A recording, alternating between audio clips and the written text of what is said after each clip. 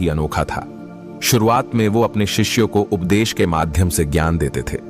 उसके बाद वो अपने शिष्यों को उस ज्ञान का अनुसरण करने के लिए कहते थे, उस ज्ञान को अपने व्यवहारिक जीवन में उतारने को कहते थे।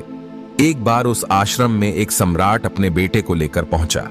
उस सम्राट ने गुरु से प्रार्थना की कि आप मेरे बेटे को अपने आश्रम में रहने दें और अपने तरीके से उसे ज्ञान दे। उसे इस आश्रम में बिल्कुल भी ऐसा नहीं लगना चाहिए कि वो किसी सम्राट का बेटा है। उसे बिल्कुल साधारण शिष्यों की तरह ही ज्ञान देने की कृपा करे। गुरु ने मुस्कुराते हुए कहा कि सम्राट ज्ञान इसी तरीके से लिया जा सकता है। अगर तुम अपने आप को दूसरों से बड़ा समझोगे तो तुम ज्ञान ग्रहण नहीं कर पाओगे। अगर तुम्हें ज्ञान ग्रहण करना है तो तुम्हें दूसरों की तरह अपने आप को साधारण समझना होगा। यही ज्ञान ग्रहण करने की सबसे पहली सीढ़ी होती है। तुम निश्चिंत रहो, आज से तुम्हारे बेटे की जिम्मेदारी मेरे कंधों पर है। ये कहकर गुरु सम्राट के बेटे को अपने साथ लेकर समुद्र के किनारे टहलने के लिए निकल गए। आश्रम के बाकी सभी बच्चे उस सम्राट को देख रहे थे। सम्राट अपने बेटे को अपने रथ पर बिठाकर लाए थे, जिससे सभी बच्चे समझ गए थे कि ये लड़का सम्राट का बेटा है।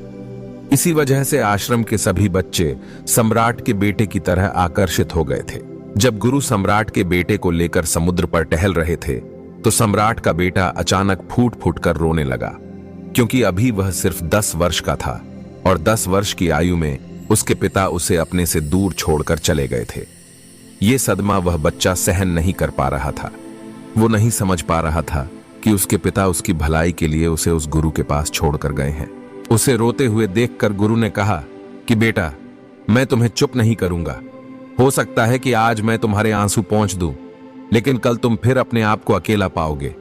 याद रखना, जीवन में इंसान अकेला आता है और अकेला ही जाता है। जितनी जल्दी जो इंसान इस बात को समझ लेता है, वो उतनी ही जल्दी आत्मज्ञान के रास्ते पर निकल पड़ता है। गुरु ने अपनी बात आगे कहते हुए कहा कि जो इंसान अकेला रहना सीख लेता है, वही खुद से प्यार कर पाता है, और जो खुद से प्यार करना जानता है, वो किसी के भी जाने का अफसोस नहीं करता, क्योंकि वो खुद से ही प्यार करता है। धीरे धीरे तुम आश्रम के माहौल में ढल जाओगे। शुरुआत में तुम्हें समस्या आ सकती है, लेकिन कुछ दिनों के बाद तुम इसे आत्मसात कर लोगे। उसके बाद तुम्हें यही जगह बहुत अच्छी लगने लगेगी। ये जगह तुम्हें अपनी महल जैसी लगने लगेगी। संध्या का समय हो चुका था। समुद्र के दूसरे छोर पर सूरज छिपने लगा था और अपनी लालिमा पूरे आसमान में बिखेर रहा था। बड़ा ही सुंदर दृश्य था और गुरु शिष्य को अपने साथ लेकर आश्रम में वापस लौट आए। उस शिष्य को भी थोड़ा अच्छा लगा, क्योंकि गुरु की आंखों में एक अभूतपूर्ण शांति झलक रही थी। और जब हम किसी एकांतवासी गुरु की आंखों में वो शांति देख लेते हैं तो हमारे हृदय से भी सारा भार हट जाता है, मन एकदम निर्मल हो जाता है।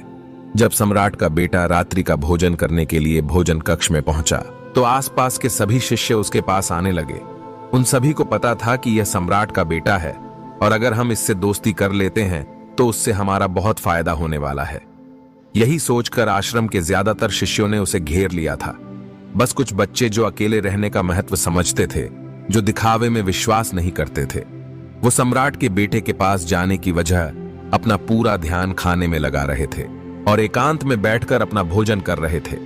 कुछ दिनों के बाद सम्राट के बेटे की आश्रम के ज्यादातर बच्चों के साथ दोस्ती हो गई। अब वह आश्रम में उन बच्चों के साथ घूमता, उन्हीं के साथ अपना ज्यादातर समय गुजारता था। आखिरकार सम्राट का बेटा था, सुख सुविधाओं में पला बढ़ा था। आसपास बहुत से दास होते थे। आसपास अपने मित्रों से घिरे होना, वही दिनचर्या उसने इस आश्रम में भी अपना ली थी। ऐसा नहीं था कि गुरु को यह सब पता नहीं था, पर गुरु उसे अलग तरीके से ज्ञान देना चाहते थे। बच्चों को ज्ञान आप उपदेश देकर नहीं दे सकते, उन्हें अच्छे से समझाना पड़ता है। उसके बाद उन्हें वो बात समझ आती है जो आप समझाना चाहते हैं। गुरु को यह बात पता थी कि अगर मैं इसे बोलकर बताऊंगा तो ये कभी समझ नहीं पाएगा। मुझे ऐसा दिखाना पड़ेगा, इसे एहसास करना पड़ेगा कि अकेले रहने से ही तुम अपनी शक्तियों को जान पाओगे। ये सीख देने के लिए गुरु एक दिन उस शिष्य को अपने साथ एक पहाड़ी की चोटी पर ले गए। पहाड़ी पर पहुंचकर गुरु ने उस शिष्य से कहा कि अब तुम्हारा ज्ञान पूरा हो चुका है, बस एक आखिरी रात तुम्हें यहां पर बितानी होगी। उसके बाद अगले दिन शाम को मैं तुम्हारे राजमहल में तुमको पहुंचा दूंगा। वह बच्चा तो यह सुनकर बहुत खुश हो गया कि अब मैं वापस अपने राजमहल चला जाऊंगा। फिर से मेरे दास और दासियां सारी भोग की वस्तु यह मेरे पास होगी। उस शिष्य ने गुरु से पूछा कि गुरुजी, मुझे आज रात आप यहां पहाड़ी पर क्यों छोड़ रहे हैं? आखिर मुझे कौन सा आखिरी ज्ञान यहां से मिलेगा? गुरु ने मुस्कुराते हुए कहा कि यहां पर चट्टान के पीछे तुम्हें छिपकर बैठना होगा। यहां पर रोज रात को एक बाज आता है, तुम्हें उस बाज को देखना है, बड़ी गौर से देखना है, हर गतिविधि देखनी है, और उस बाज को देखने के बाद अगले दिन अगर तुम उस बाज की खूबियां मुझे बता पाए तो मैं तुम्हें तुम्हारे राजमहल वापस भिजवा दूंगा। और हां, सुबह आने से पहले एक बात पर और ध्यान देना है कि एक चरवाहा यहां पर अपनी भेड़ों को चराने के लिए आता है। तुम्हें उन भेड़ों की गतिविधियां भी देखनी है। याद रखना, बाज की गतिविधि रात को और भेड़ों की गतिविधि सुबह। अगर तुम दोनों की गतिविधि ध्यान से देखकर मुझे बता पाए तो तुम इस आश्रम से हमेशा के लिए आजाद हो जाओगे। तुम्हारा ज्ञान पूरा हो जाएगा। मैं तुम्हारे पिता को कह दूंगा कि यह बच्चा हमारे आश्रम का सबसे ज्ञानी बच्चा है। यह कहकर गुरु अपने आश्रम में वापस लौटा आए और वो बच्चा वहीं पर उस चट्टान के पीछे खड़ा हुआ, उस बाज का इंतजार करने लगा। काफी समय बीत जाने के बाद वहां पर एक बाज अपने बच्चों के साथ पहुंचा। सम्राट के बेटे ने पूरी रात उस बाज की गतिविधि बड़ी ध्यानपूर्वक देखी और सुबह होने के बाद जब चरवाहा वहां पर अपनी भेड़ों को लेकर पहुंचा तो उसने एक अभूतपूर्व दृश्य देखा। उसने देखा कि वह बाज भेड़ के एक बच्चे को अपने पंजों में दबाकर आसमान में उड़ गया। उसने उस भेड़ के बच्चे का शिकार कर लिया था। यह सारा दृश्य देखकर वह बच्चा आश्रम में वापस अपने गुरु के पास पहुंचा। इससे पहले कि गुरु उसे कुछ पूछते, उसने गुरु को प्रणाम करते हुए कहा कि गुरुदेव, आप आश्रम के सभी बच्चों को यहां पर बुला लीजिए। मैं सब लोगों को बताना चाहता हूं कि मैंने क्या देखा।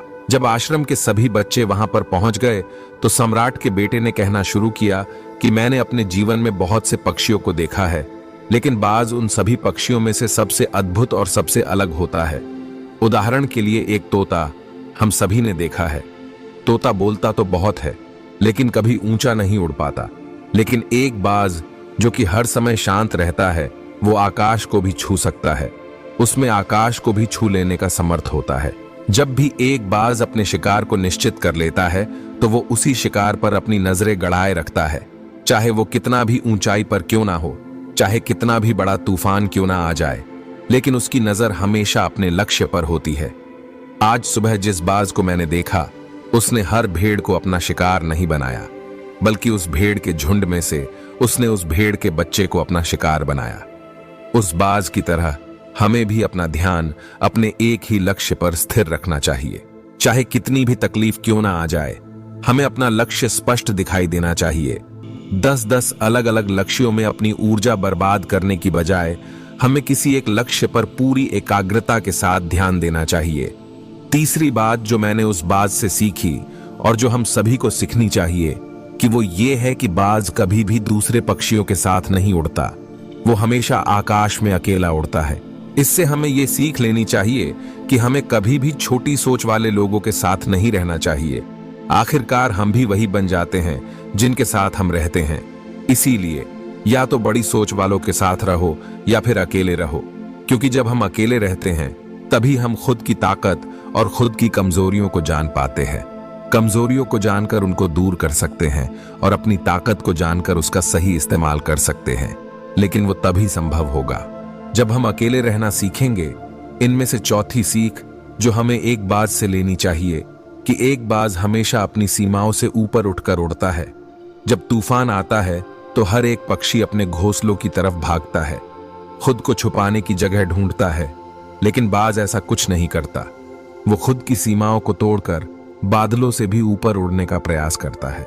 हवाएं उसे पीछे करती है, पंख उसके बाहरी हो जाते हैं, पानी और धूल की वजह से उसे कुछ दिखाई नहीं देता, लेकिन वो फिर भी आसमान की तरफ उड़ता रहता है और अंततः बादलों से भी ऊपर निकल जाता है और वहां तब तक उड़ता रहता है जब तक मौसम ठीक नहीं हो जाता।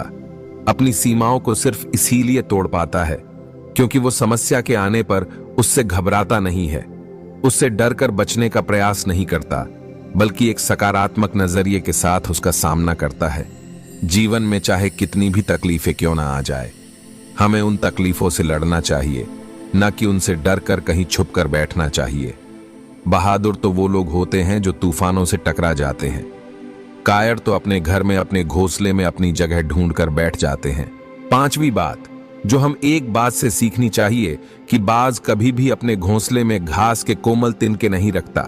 जो तिनके कोमल होते हैं वो उन्हें निकालकर फेंकता रहता है। इस तरह चाहे कितनी भी आरामदायक जिंदगी आपको मिली हो, लेकिन उस आराम से ऊपर उठकर अपने आलस्य को तोड़कर जीवन में मेहनत करते रहना चाहिए। जीवन में पसीना बहाना चाहिए, शारीरिक मेहनत करनी चाहिए। अपने घोंसलों से कोमल तिनके उठाकर फेंक दो और आज ही अपने आलस्य को तोड़कर निकल पड़ो। हर दिन अपने आप को चुनौतियां दो, हर दिन मुश्किलों से लड़ो, क्योंकि वही मुश्किलें तुम्हें मजबूत बनाएगी। कई बार तो जंगल का राजा शेर भी झुंड बनाकर शिकार करता है, लेकिन बाज हमेशा अकेला शिकार करता है, क्योंकि वो जानता है कि भीड़ हौसला तो देती है मगर साहस छीन लेती है। आदमी को हमेशा अकेले ही आगे बढ़ना चाहिए। यही कारण होता है कि वो जल, थल और नभ सभी जगह पर अपने शिकार का परचम लहरा सकता है। बाज की उम्र लगभग 70 साल की होती है, लेकिन 40 साल में ही उसका शरीर बूढ़ा हो जाता है। नाखून उसके पैरों से टूटने लगते हैं, पंख उसके शरीर से चिपक जाते हैं, उसकी चोंच मुड़ जाती है, उसका शरीर भारी हो जाता है। ऐसी अवस्था में शिकार करना तो क्या उड़ने की भी हालत नहीं रहती। उसकी ऐसी हालत में उसके पास सिर्फ 2 विकल्प होते हैं। पहले, या तो वो खुद की इस अवस्था को अपना ले और भूखा प्यासा मर जाए या किसी दूसरे जानवर का शिकार बन जाए, और दूसरा विकल्प ये होता है कि वो 6 महीने एक बहुत ही दर्दनाक प्रतिक्रिया से गुजरे और खुद को फिर से पहले जैसा मजबूत बना ले। लेकिन बाज तो बाज है, वो दूसरा विकल्प चुनता है। इसके लिए वो खुद को एक बहुत ही ऊंचे पहाड़ पर ले जाता है, जहां वह पहले अपनी चोंच से अपने सारे पंख खींच खींच कर उखाड़ देता है और फिर चट्टान पर मार मार कर अपने पंजे तोड़ देता है। उसके बाद उसी चट्टान पर अपनी चोंच को पटक पटक कर तोड़ देता है और इस लहूलुहान अवस्था में खुद को दूसरे जानवरों से छुपाता फिरता है। अगले 6 महीने तक वो इसी दर्दनाक प्रतिक्रिया से गुजरता है और इंतजार करता है नए चोंच, नए पंख और नए पंजों का। तब फिर वो अपनी नई जिंदगी शुरू करता है और निकल पड़ता है अपने शिकार पर और अगले 30 सालों तक फिर से राज करता है। इसलिए समय आने पर हमें भी अपनी पुरानी आदतों को छोड़ना पड़ता है और कुछ नया सीखना पड़ता है। समय के साथ बदलना पड़ता है, अपने आप को तैयार करना पड़ता है, वरना हमारा भी शिकार हो सकता है, हम भी पीछे रह सकते हैं।